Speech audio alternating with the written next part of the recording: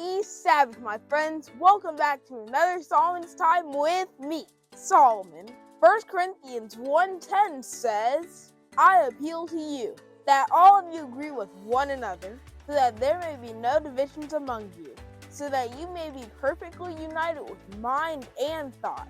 Have you ever seen a team arguing with each other? Instead of playing the game, they don't win because they're not working together. That's what was happening in the church of Corinth.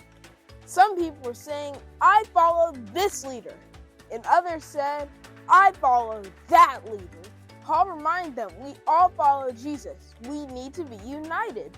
Now in Daniel 6, we are told a story of Daniel in the lion's den.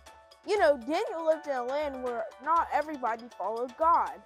The leaders made a law that no one could pray for anyone except the king. He kept praying even though it was against the law.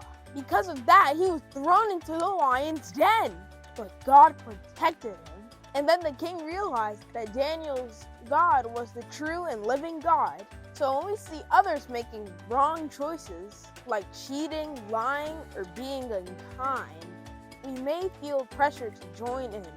But God calls us to stand strong for His word. And we can do this by uniting with other believers and encourage each other to do what's right. Standing firm and not being afraid to live God's way, even if others don't. And most importantly, trusting God, because He will give you courage, just like He gave Daniel. Now, when we do all these things, we honor God by our choices, and others see the light of Jesus in us. And most importantly, we grow stronger in our faith.